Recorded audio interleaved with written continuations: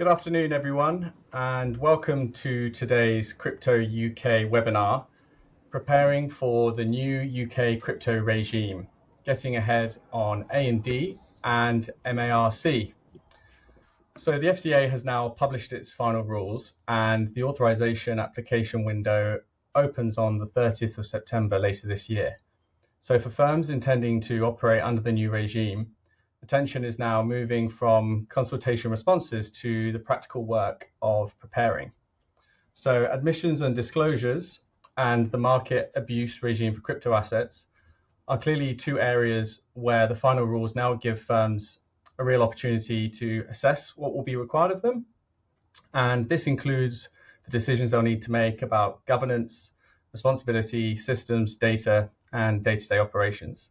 So today we have a panel with us who will look at what has changed between the consultation process and the final rules that have now arrived, and which firms are going to be affected, and how A&D and MARC fit into the wider authorization program.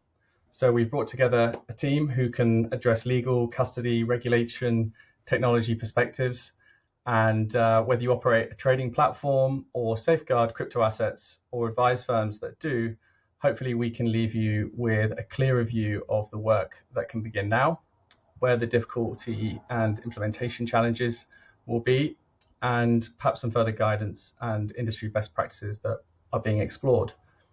Just a quick note for the audience, we do have a chat that you can submit any questions that you have, and we will try to get to those towards the end of the conversation. So let me now introduce and welcome our panelists. I'll ask each of them to briefly introduce themselves, share the organization they work for, and perhaps the background or perspective that they hope to bring to today's discussion. So let's start with Yasmin. Hi everybody, Yasmin Johal, Senior Associate at CMS. I specialise in UK and UAE fintech and crypto regulation. So as part of this discussion, I'll be looking at what's changed between consultation and policy statement, what types of firms are affected, and what they can do now in advance of the authorisation window kicking off. I'll also take a deeper look into the MARC regime and what this means for crypto asset firms that have been affected by this. Great, thank you, Yasmin. And how about you, Chrislyn? Hi everybody, my name is Chrislyn. I'm the Chief of Staff at Eunice.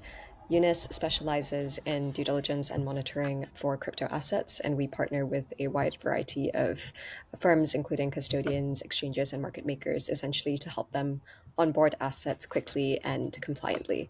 So at Eunice, I lead our regulatory engagement as well as institutional partnerships. So essentially looking at different roles and requirements for jurisdictions that our clients are operating in or looking to go live in, and translating that to product requirements. I also led Eunice's participation in the FCA's regulatory sandbox, where we focused on essentially operationalizing out aspects of the A&D regime. So I'll be talking about some of our findings later in the discussion. And yeah, really looking forward to it. Great, thanks, Chrislyn. And how about you, Asmina?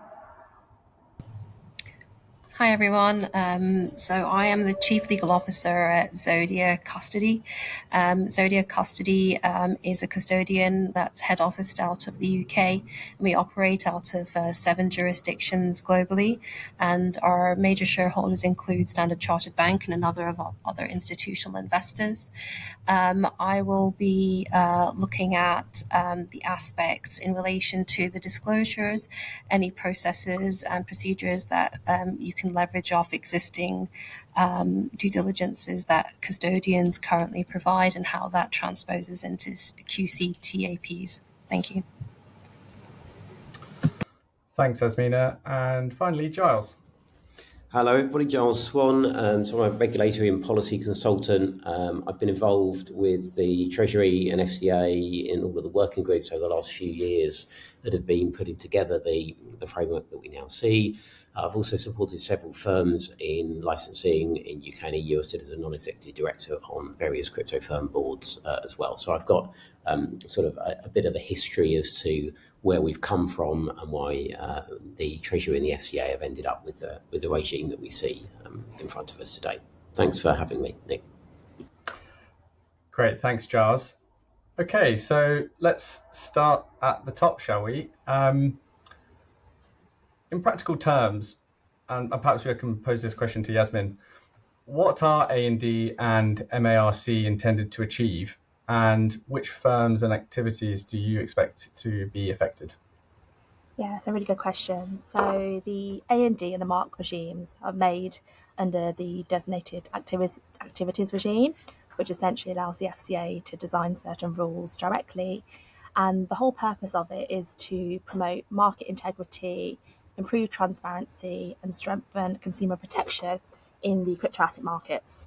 So the admissions and disclosures regime acts as a gateway for admitting crypto assets to trading on UK caps.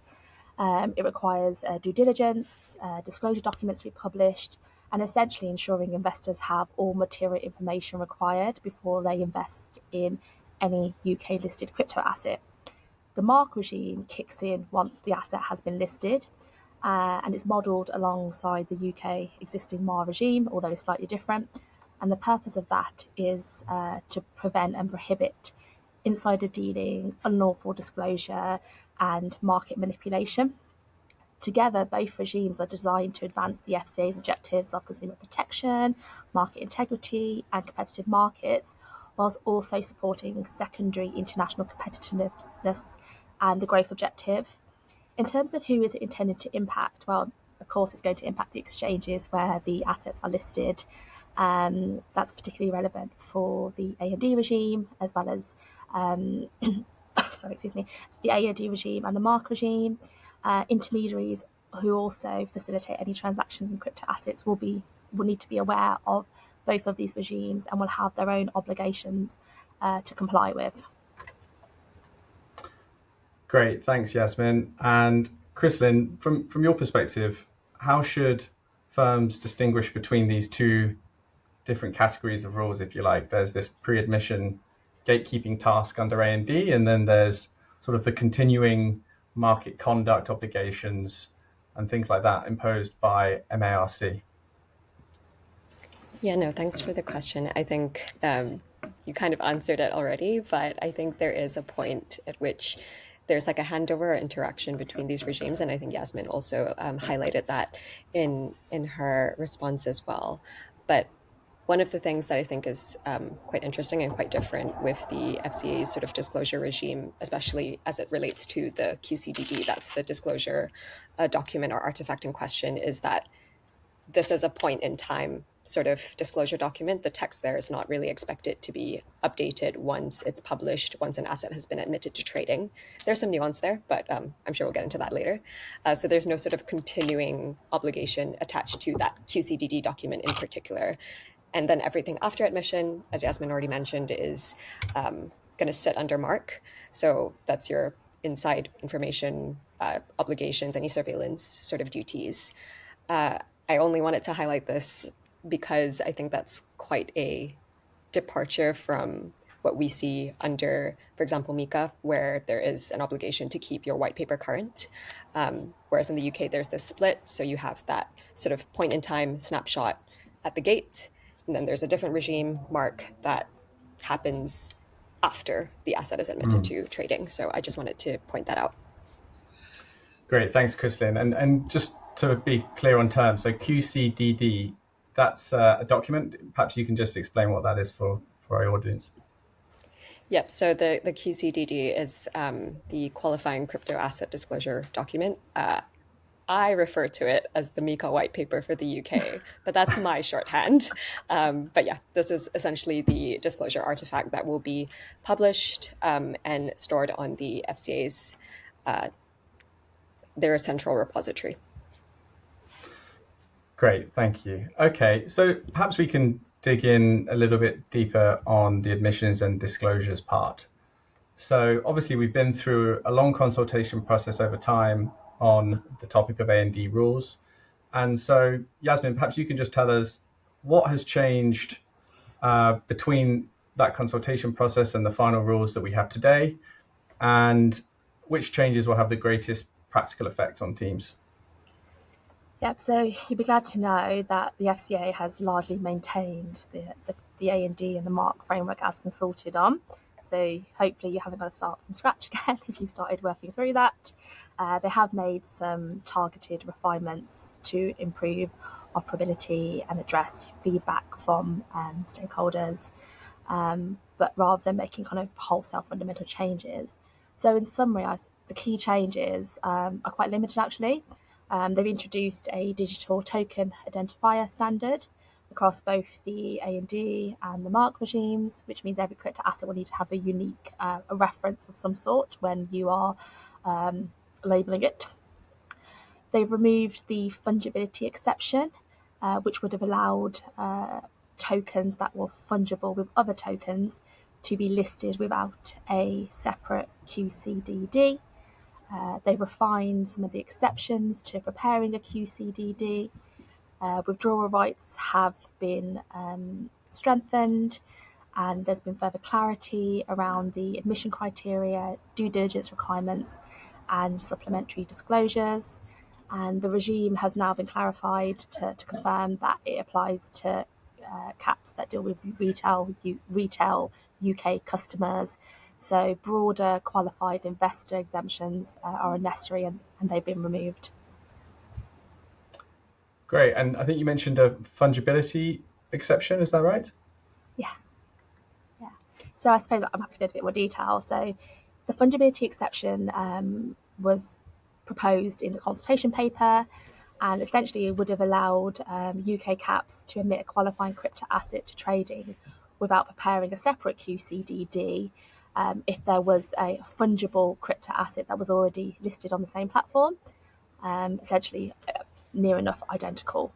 The feedback from respondents was quite mixed. A lot of respondents kind of raised concerns around the definition of fungibility being unclear, and then essentially it could create greater risks for trading, and tokens could be listed without strict criteria. So the FCA has now removed the fungibility exception from its rules, and it's concluded QCDD remains an essential gateway, and all crypto assets need to prepare one prior to listing. So for firms, what does that mean? It essentially means you need to prepare those QCDDs. Firms can look at existing information of a QCDDs for inspiration, and where there's overlap, but separate QCDDs will be required for all crypto assets listed on UK caps. Okay, thank you. And Chrislyn, in terms of the preparation work that entails, perhaps you can just share a little bit about what that looks like, in terms of due diligence through approval and then ultimately getting these QCDDs published. Yeah, no, definitely. I think the point Yasmin raised about the fungibility exception is an important one. So again, every platform now looking to, every platform has to prepare a QCDD for every asset that they admit. This is something that we sort of tested out the process for in the regulatory sandbox. So I feel uniquely qualified to talk about it. But in terms of what the process looks like, we sort of carried that out in three different stages. So there's the pre-admission due diligence, the preparation of the actual QCDD, the actual document, and then its approval and final publication. So on that first stage, this is something that squarely sits on the platform side, that pre-admission due diligence. So assessing the asset to decide whether essentially to admit it at all. And there's some specific criteria around that as well. There's a baseline that's been set in terms of the admission criteria that firms will need to take into account. And amongst them are things that I think shouldn't be a surprise to anyone. So integrity and reputation of the team behind the asset or the person seeking admission to trading, credibility on any governance arrangements, technology risks, if there are known technology risks. And the last point is actually quite interesting, but it's whether or not any information that has been gathered can actually be verified. So the depth of the assessment is something that the FCA expects to be carried out on a risk-based and proportionate basis, which I think should be good news for firms. The good news is that I think proportionality isn't necessarily a fixed bar. So of course the rules, they set a baseline for what needs to be looked at, but how much due diligence is proportionate for a firm will be partly, I think, a judgment call that each firm has to make. Some firms will necessarily have to hold themselves above a minimum requirement given, their user base and risk appetite. So that's on the first stage of things. When it comes to actually preparing the QCDD, this can be done, by the person seeking admission to trading, which may or may not include the issuer, but it can also be done by the platform itself. So the statutory disclosure categories and the FCA's sort of additional rules sort of give us the skeleton for what information needs to be present in that QCDD. But there has been no sort of prescribed template or data format that the FCA has developed and is mandating industry to use. So again, there's an upside there in the sense of there being some flexibility for firms to develop templates that they want to use. But on the other hand, of course, it's also a source of divergence across the industry because the devil is always in the detail. So detailed presentation and content requirements will be set by firms individually and be in their own individual rulebooks. So what you might end up with is QCDDs for the same asset filed by different parties, and it looks maybe completely different, or the information within it is completely different. So it's on this point in particular that the FCA, I think, turned or looked to industry and said, we'll leave it to you to come up with a solution or arrive at some sort of consensus around how to standardize these things to promote greater consistency. And again, happy to talk a little bit more about that because that's, again, what we were testing in the Sandbox later in the conversation. The last part of this process is once the QCDD has been prepared, it's on the platform to actually assess it, approve it, publish it on their website, and then file it to the FCA's repository. So that's kind of the flow at the highest level. The platform sort of sits at the beginning and at the end of it. And in the middle, there's a lot of questions, of course, around, if a platform isn't preparing that QCDD, then is it the issuer? If there's no identifiable issuer, who's responsible? These are all questions that I think are somewhat crypto specific. And it's something that we did a lot of thinking on in the Sandbox. So I'll come back to that later on. Great, thanks, Kristen. And I think that kind of highlights that although there are rules and guidance, there's still plenty of scope, right, for those firms to sort of decide how they meet the requirements. Asmina, maybe we can talk a little bit about the retail investor detriment test, which is another aspect of the A&D rules that were deliberately not defined. So how would you say a platform should turn that test into an auditable admission decision, particularly when that information can't always be verified?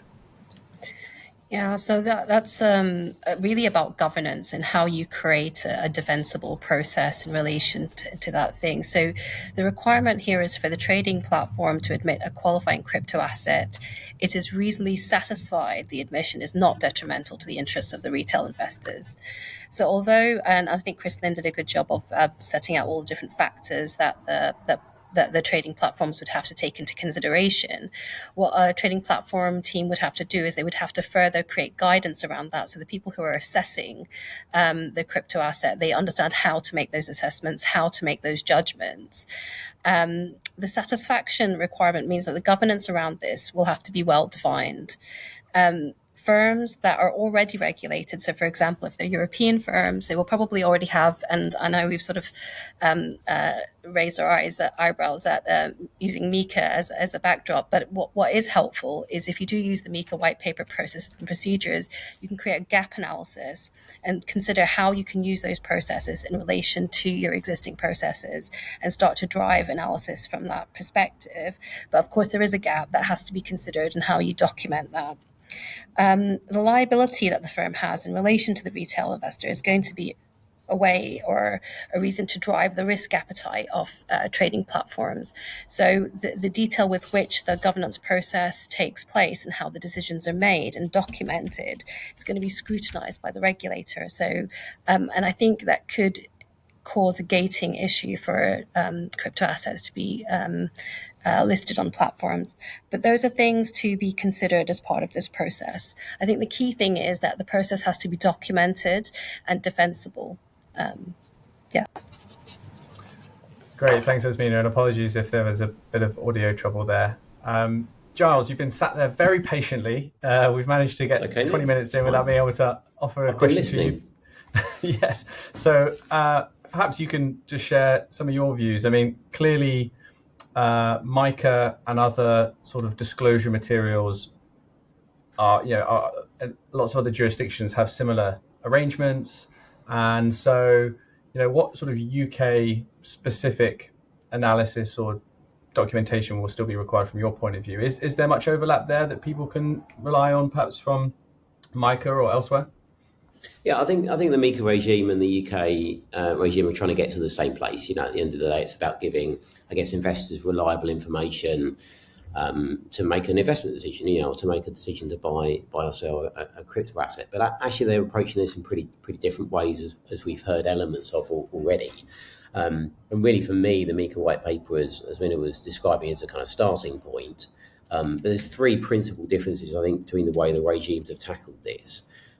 Firstly, as Christian was saying, the UK, the FCA, have made this a platform-led regime. So the platform, the CATP or the CAPT, whatever we're calling them, it needs to effectively be happy with a QCDD or SDD, submit that to the National Storage Mechanism and make that available. MICA envisages that anybody can submit a white paper to ESMA for inclusion on the register, so an issuer, an offerer, a CASP, so a trading platform. So that's a pretty big difference as to who's actually doing this. But more so, MICA white papers are pretty standardised, they're prescriptive, whereas the FCA, as we've seen with things like the Consumer Competent Investment Regime, information regime, wants to be outcome-based. It wants to prescribe certain elements, and as Crystal has described, the work Eunice did in the Sandbox to try and flesh out actually what sits under those prescriptive elements was all about how can we achieve that outcome of providing investors with reliable information. So that's a pretty big difference for me in terms of how you are getting to that endpoint. Prescription in MICA, outcomes-based more in the FCA. And then the other really, really core difference is the responsibility and liability that we've heard of. The FCA regime imposes pretty strict liability standards on CAPTs to get things right. There's negligence there if they don't. There are some elements of protected forward-looking statements, which we can get into, where the FCA has tried to create a bit of a safe harbour there. But at the end of the day, CAPT is on the hook here in a way that, let's say, it would not be under MICA if, for example, there was an issuer-driven white paper and then an admission of that asset onto the platform. So, they're trying to get to the same place, but they are approaching it in pretty different ways, the UK regime compared to, let's say, MICA. Yeah, thanks, Giles. I mean, I think that's really helpful distinction, isn't it? I mean, it clearly drives a very different approach. So perhaps, we've covered A&D there and got a good high-level overview of that whole pre-entry process, if you like. Let's turn to MARC and cross-border operations. Yasmin, when it comes to MARC rules, what has changed between the consultation and the final rules? Does it mean that the crypto regime has differed from sort of the traditional market abuse regime rules that are in place? Yeah, that's a really good question. So I suppose let's tackle them into what's changed and how does it differ. So what has changed? So similar to the A&D regime, there's only been some targeted refinements, and the FCA has essentially tried to narrow, clarify, or soften some of the obligations. So I'll go through a few of them. So disclosure, scope, and delay, that's changed.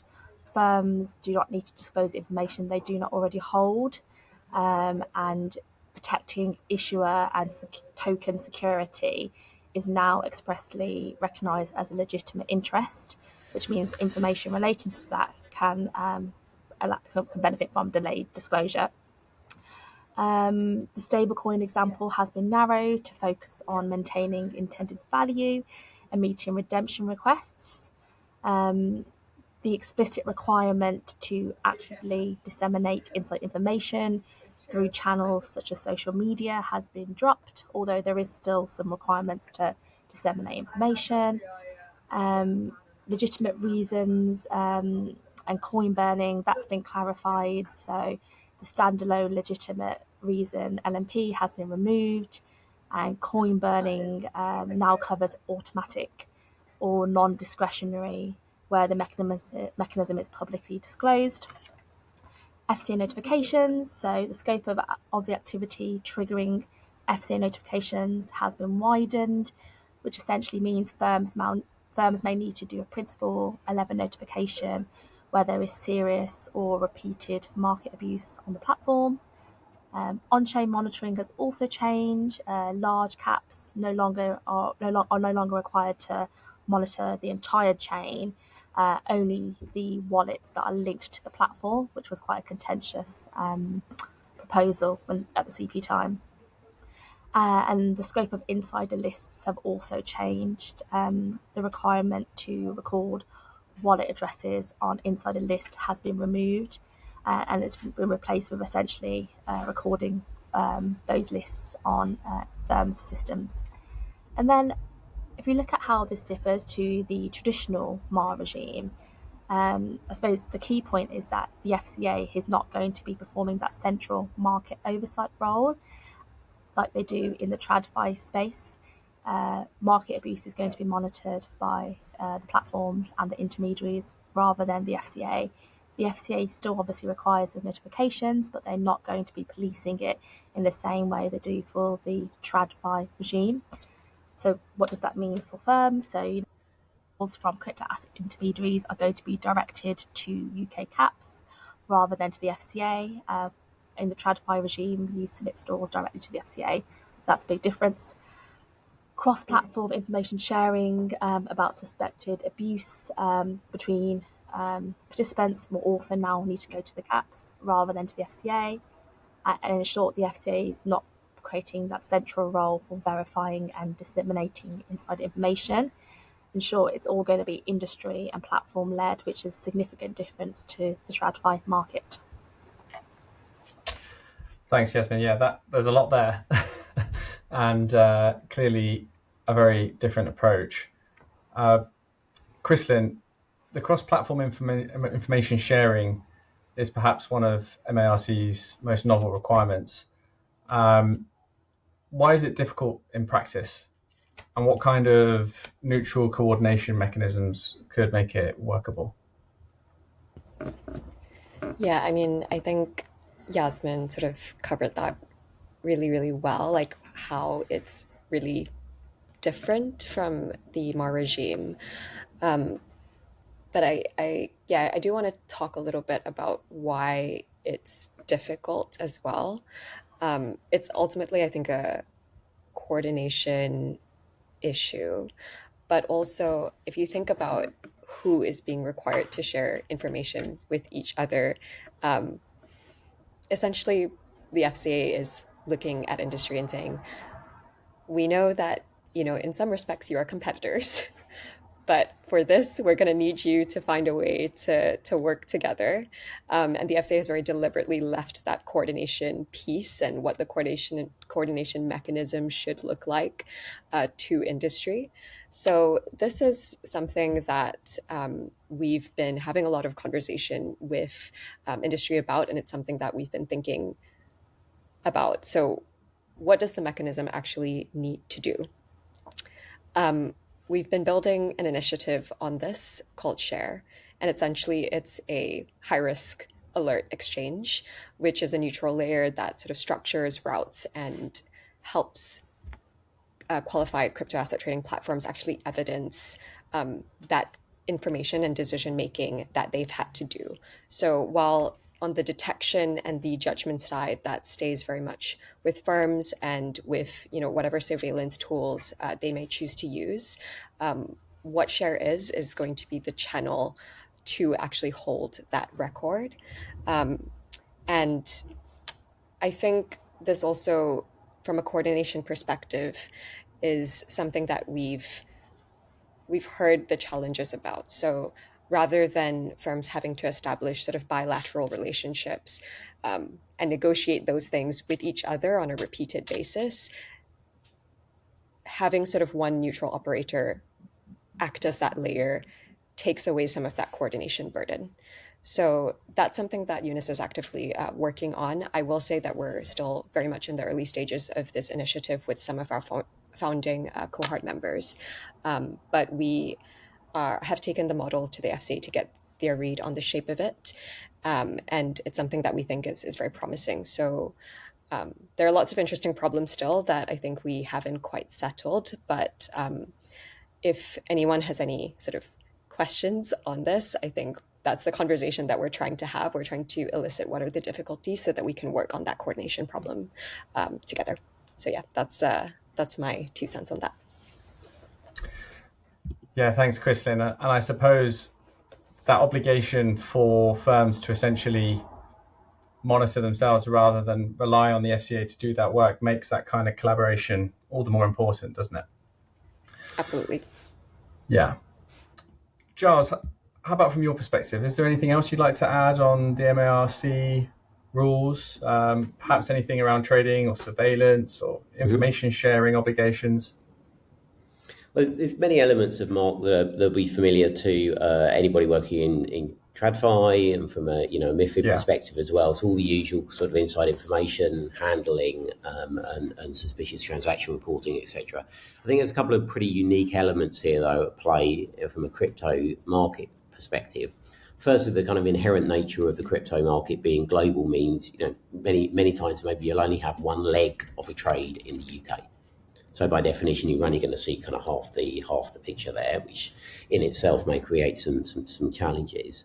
The other couple of pieces which I think are really interesting here is we do not see multifunction sort of intermediaries or firms in traditional finance. The London Stock Exchange doesn't run a custody and brokerage business in the same entity as that it runs its main market book, for example, but yet many of the crypto asset trading platforms we're talking about here are going to be offering brokerage services, exchange services, custody, etc. And that's not just, there's a conflict of interest management piece there, but it does present an opportunity, I think, to look at surveillance a bit more holistically, both from an order book perspective and then, maybe if you're offering brokerage services. The other really interesting piece to this is on and off chain. So we've got obviously on-chain transactions that we can use. We can use chain analytics for transaction monitoring, and then how do we combine that with our off-chain kind of internal order book trade? So there's kind of a number of different elements, Nick. Really, both positive in terms of those additional tools and additional capabilities, but for me, this is really difficult. This is challenging because of the global nature of the market and the fact that unlike let's say a trade on LSE where you're going to have both legs to that in the UK. Here, you might only have one. And so how does that kind of work from a surveillance perspective? Yeah, thanks, Giles. I think that's a really good point. If you're trading on the London Stock Exchange, you kind of have the co-location benefits of everything being in one place. And obviously the nature of blockchains and crypto trading in general, I suppose, just provides a very different type of challenge in that respect, doesn't it? So great. Well, thank you. And I think, that's been a good overview, if you like, of both each of the two sort of rule regimes, if you like, and perhaps we can turn the focus to organizations themselves that will need to sort of ready themselves for all of this. So Asmina, maybe you could share where might a firm want to begin its sort of journey to making sure that it's ready, any gap analysis, custody, AML, KYC, governance controls, can they be reused? Yeah, I mean, I would expect that a trading platform has a coin risk assessment process that they're already using in relation to list assets on their platform. I guess the difference here is sort of the disclosure element and then the additional due diligence that would be required and depending on how the firm operates. So there will be already in place a review of the coin, some KYC on the UBOs of the issuer of the coin that would probably be in place, some basic sanctions testing and checking. Some firms, and at least we already use the NYDFS criteria, MICA and FSRA as our base to assess our own coins. And then once they are reviewed and processed, we use our governance process. So firms will already have a risk committee where these matters are reviewed and considered. I think that because of the liability issue that we discussed earlier, I mean, if you're already part of a regulated firm, the governance, the review of the coin, the questions around the coin, and testing that the governance itself is robust before you agree to list the coin is probably going to be doubly important. And logging all of those decisions and the rationale behind those decisions gives you a defensible position and the confidence to issue them on the platform. So I think that's where you would start. I would look at other regimes. So again, if you're a part of a group entity, you could probably use other companies' risk assessments as a beginning point to start the gap analysis. But I would say that firms probably already have them in place as of today. Great, thanks, Asmina. And Giles, I mean, again, these readiness exercises, I'm sure, will differ depending on the size of the organization that is doing it, whether you're a larger regulated group or perhaps a smaller firm with slightly smaller and sort of more niche activities under the business.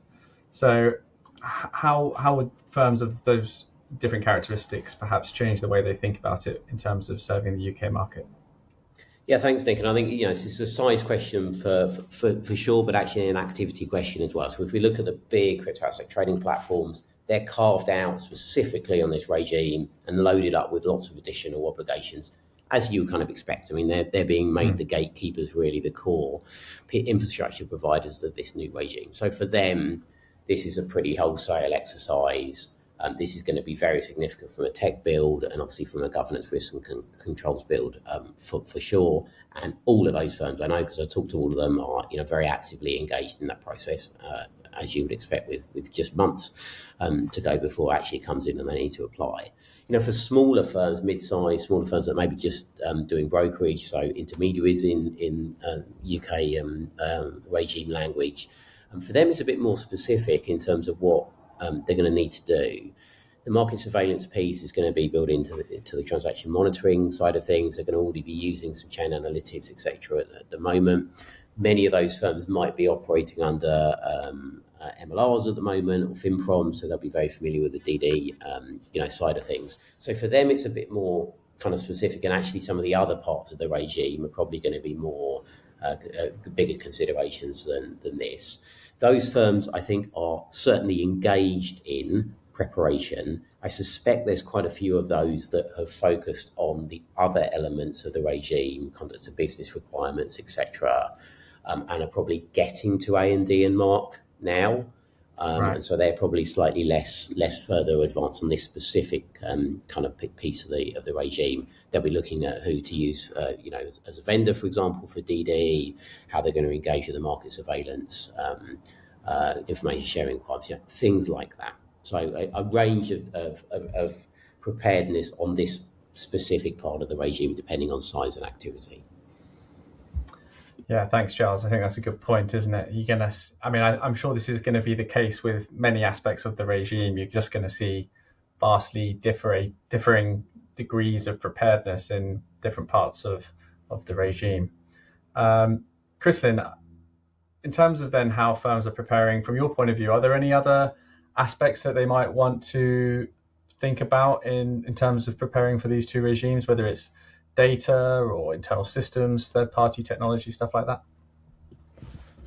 Yeah, no, I think Asmina and Giles kind of laid the groundwork really nicely. I'll talk specifically maybe also on the sort of data side of things, because I think a due diligence process and a due diligence output is kind of only as good as what you put into it as well. So I think for firms, it's really important to start thinking about what counts as useful, trustworthy sources of information ahead of time before you need to produce that due diligence report. And certainly before you need to justify it to anyone, including the FCA. So verifiability is a theme that comes up again and again in the A&D regime. So you'll be asked not only just what you concluded, whether you are satisfied that this asset meets your admission criteria, but also how you came to that decision, where that data came from, whether that data that you found or that data that you could not find, how you made those decisions. So on a practical perspective, we're seeing far more firms, at least in terms of market practice, maintain like whitelists and blacklists for sources already, particularly also where AI tools are being used in the mix, being very strict with standards around how you verify information, how you deal with false hits and hallucinations. That's something that I think is a very present reality for us now in this sort of AI age. Also thinking about how data retention works, whether that's something you manage internally or you manage with an external provider. It's a really important capability to have settled. There's some specific requirements around the length of time you need to maintain certain records, both on the MARC side and on the A&D side as well. Maybe I'll finish with a point on sort of using third-party providers. The line there is always, you can outsource the work, you don't outsource the judgment.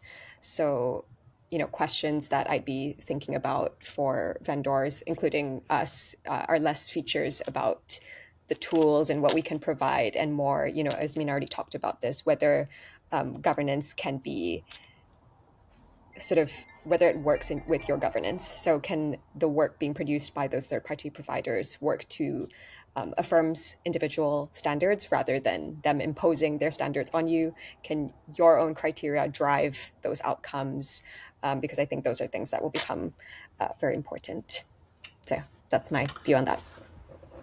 Yeah, thank you. And I guess there's so many different things to think about. Different firms are just going to take different approaches, aren't they? And I'm sure it's going to take some time to really sort of shape what some of the best practices or best approaches are for all of these different types of decisions that firms have to make.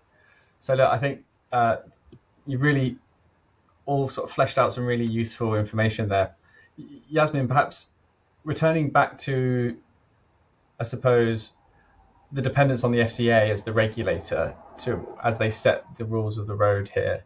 Are there any other issues or areas from your point of view where there might still be some further consultation required, or perhaps some guidance, industry standards still to come that firms can participate in to help sort of prepare for the readiness?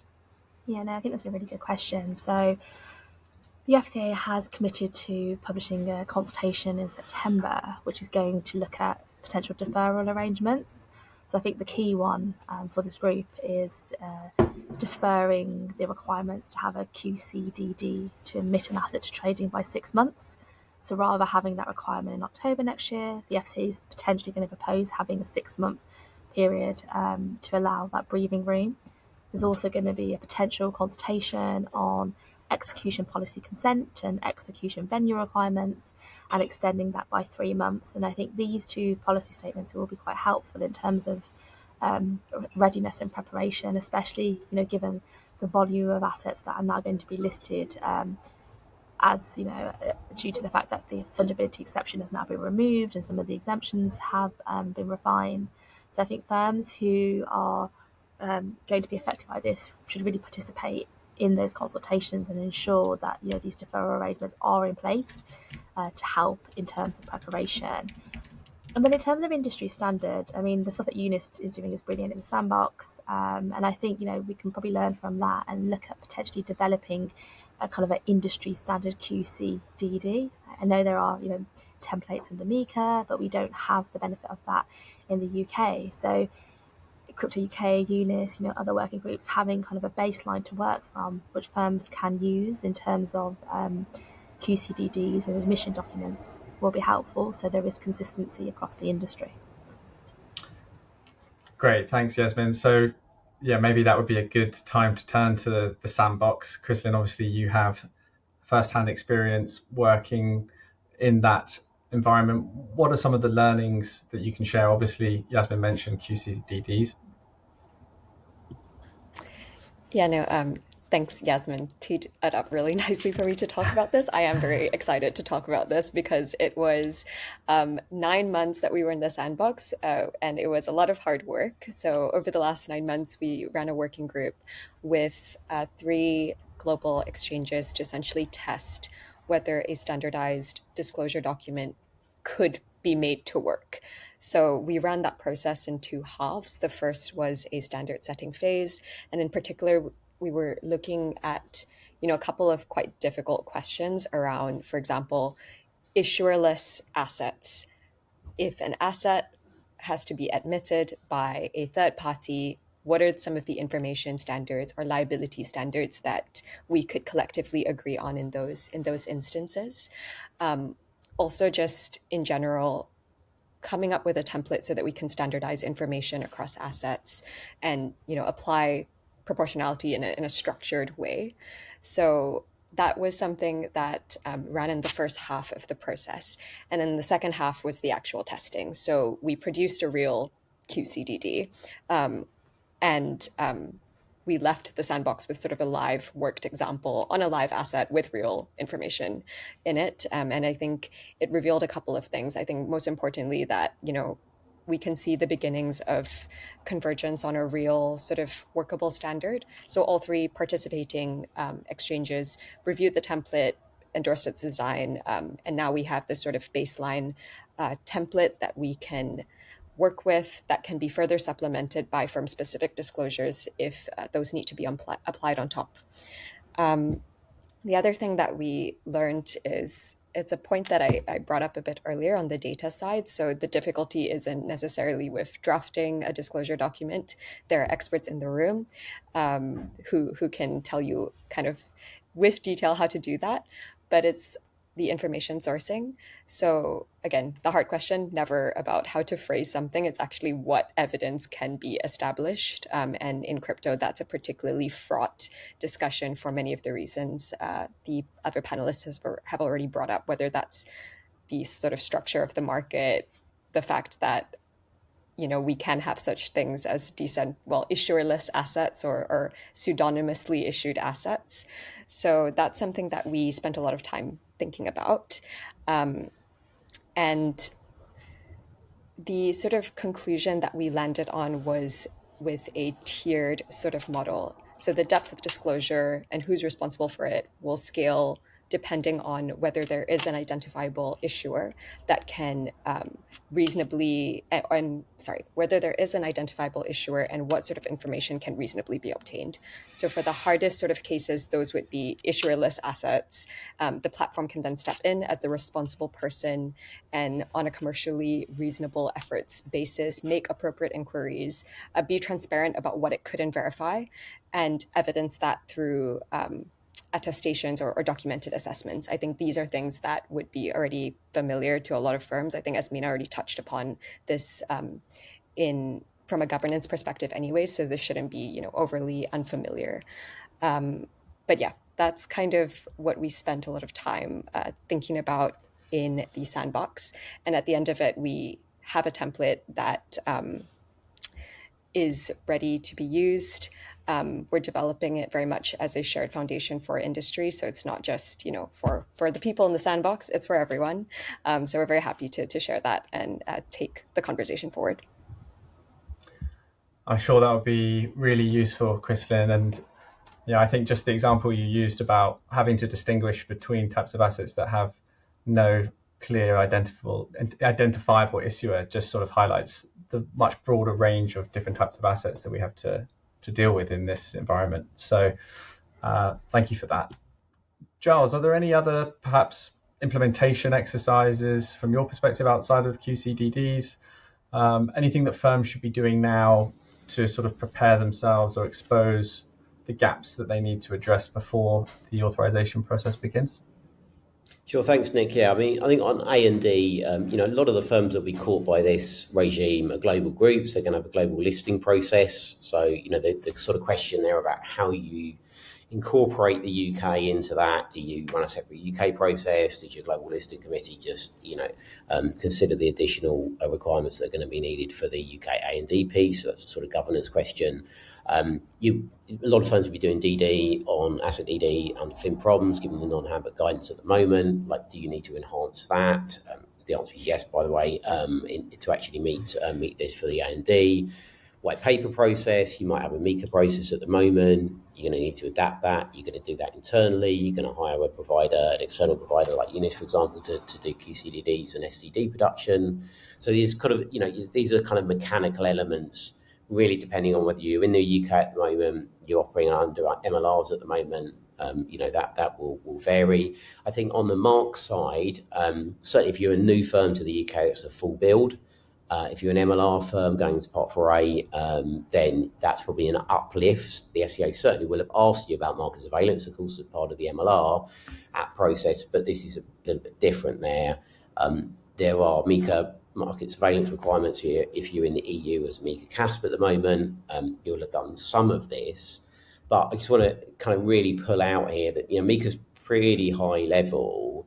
The FCA is pretty specific in what it's looking for MARC to achieve, and really things like the ability for, say, ATP to halt or constrain or suspend trading, warn users where there's potential delisting or potential issue that's come up. I mean, most firms are not going to have that mechanism built, like circuit breaker type mechanism or delisting process at the moment.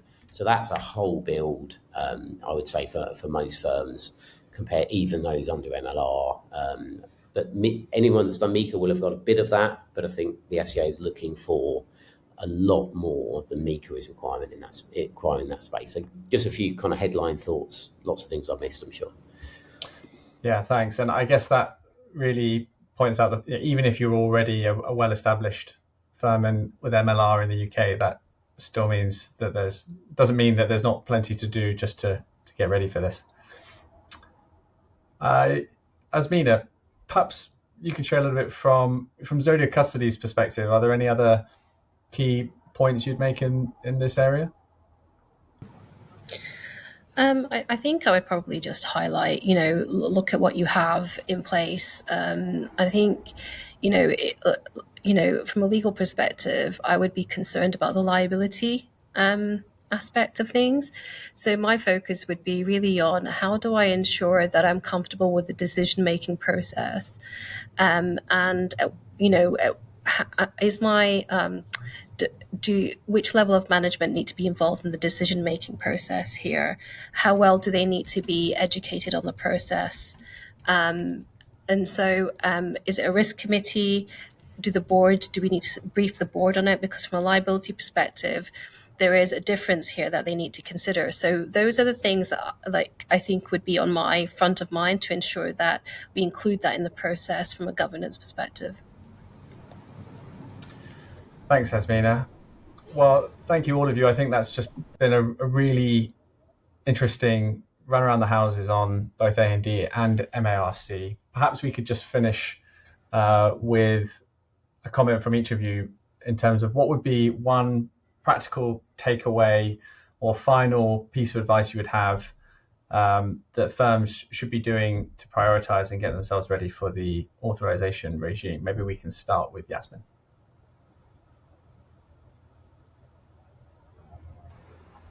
Sorry, I was on mute. I just think there's loads to do. So firms really need to start working out the framework, understanding the rules, designing their processes, and getting the right advice from the lawyers and the compliance consultants. There is loads to do. The application window opens end of September and it runs until February. And if you're not if you haven't submitted your application by then, you enter the transitional regime and you can't start new business. So I think get ahead now. I appreciate it's the summer, but there is loads to do, and firms really should start thinking about this and kind of mapping out their requirements. Time is of the essence. Yes. Okay, thank you. And Giles, how about you? Yeah, I mean, I think for obviously good project management discipline, like get a plan in, prioritise what you need to focus on. I think the one thing I would prioritise now is vendor engagement, because you will need third-party vendors for this to support various parts of the process. They will get increasingly busy, and you want to start that engagement process kind of now. So obviously building all of your policy architecture and governance architecture and the compliance implementation and all of that, absolutely.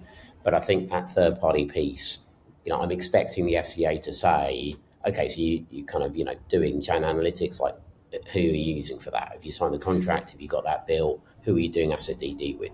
Is the contract sorted for that? Like, everyone can come up with an asset DD policy. That's great and wonderful, and some governance around that. But like, the FCA want to see actually practically, are you going to be ready, willing, organised by the time that the framework actually kicks in? Yeah, I think that's a common thing I've heard from lots of discussions with people related to the whole authorization gateway is that you're going to be asked a lot of questions, and you're going to need to have more than sort of surface level plans in place for all of these requirements. Chrysalin, how about you? I think what I would close with is, again, going back to this sort of industry has already started converging on certain workable standards or answers for specific things. So, continue to be part of that discussion. It's really important. I think there are more answers being provided. So we're not starting cold from everything. I think hopefully that's a more optimistic way to end the session. Great. And how about you, Asmina? Final word? I mean, I would just add on to what everyone else has said. So organization, probably the most important thing, and delegation. You need to plan to delegate. It's not an easy thing. So especially with the application, the gap analysis, everything that's required, it makes sure that you sort of get ahead and book in the consultants and everyone you need in advance, because I think they're all their phones are off the hook at the moment, so make sure you get that in early.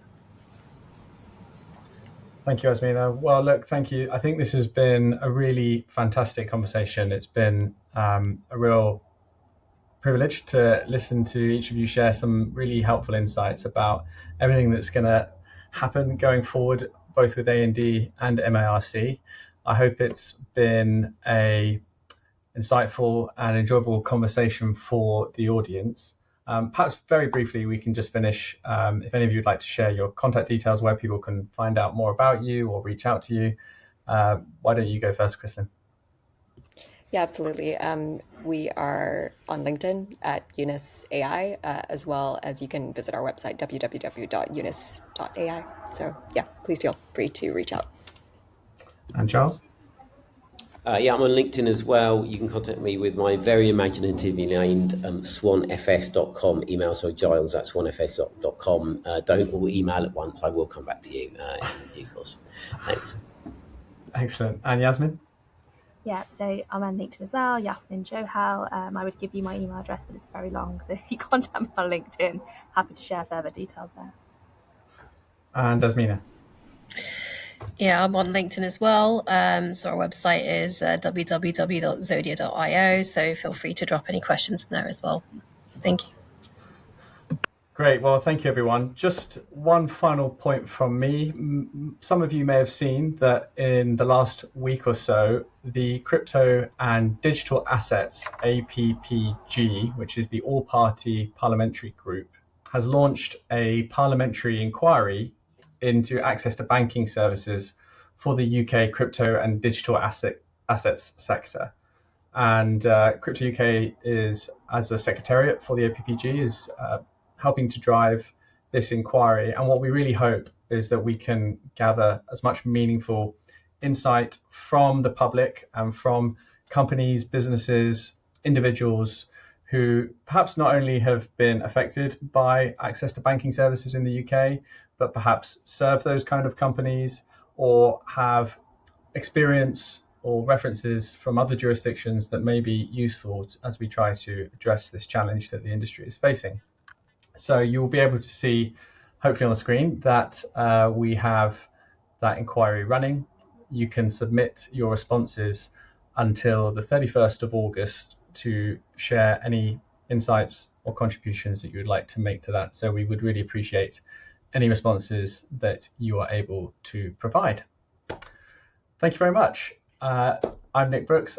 As the Policy Director of CryptoUK, I want to say thank you for joining us today, and we look forward to seeing you on the next one.